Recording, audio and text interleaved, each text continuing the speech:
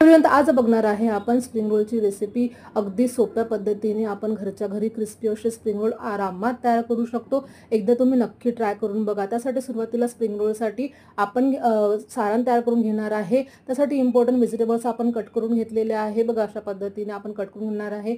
पातळ पातळ लांब लांब व्हेजिटेबल कट करून घ्यायच्या नंतर मी गॅसवर पॅन गरम केला, त्यामध्ये टाकला आहे तेल गरम त्यामध्ये टाकणार आहे मी आलं, लसूण, हिरवी मिरची, शिमला मिरची, पत्ता गोबी आणि गाजर त्याला मिक्स करून घ्यायचे आहे। आपल्याला व्हेजिटेबल्स अदरकच्चे शिजवायचे आहे। आता मग टाकणार आहे मी पातळ लांब कट केलेला कांदा, याला मिक्स करणार आहे। त्यामध्ये टाकणार आहे मी मिरेपूड, सोया सॉस, व्हिनेगर मस्त मिक्स करून घेणार आहे।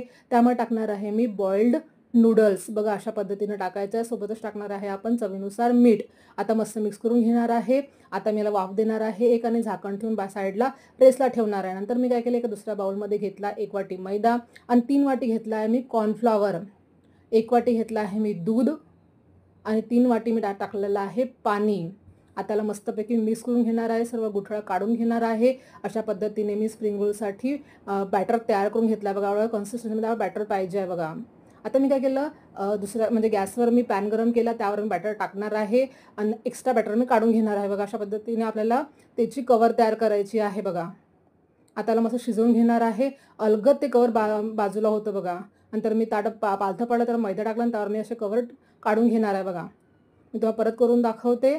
आता जे आपण आधी केलं होतं त्यावर मी मैदा टाकलेला, तर दुसरे मी कवर काढून ठेवले आहे बघा। स्प्रिंग रोलची आपल्याला चपाती करून घ्यायची आहे बघा। अशा पद्धतीने मी बाकीचे सर्वच कवर तयार करून घेतलेलं आहे।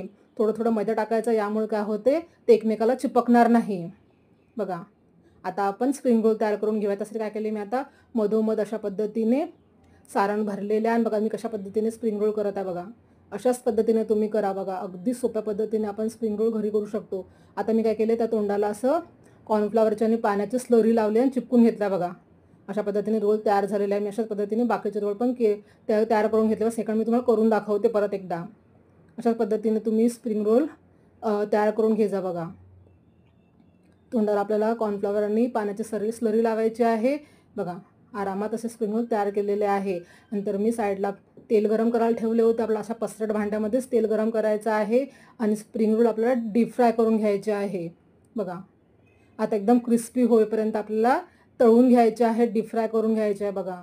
अगदी क्रिस्पी असे स्प्रिंग रोल तयार होतात, खाताना एवढं टेस्टी लागते बघा। छान आपले स्प्रिंग रोल तयार झालेले आहे। मी तुम्हाला कट करून पण दाखवते। आपल्या आवडीच्या सॉस बरोबर सर्व करायचे आहे आपल्याला बघा। छान असे गरमागरम स्प्रिंग रोल तयार आहे। तर तुम्हाला आजची रेसिपी कशी वाटली मला कमेंट करून नक्की सांगा। नवीन असाल तर माझ्या चॅनलला सबस्क्राईब करा। भेटू नेक्स्ट व्हिडिओमध्ये, बाय बाय।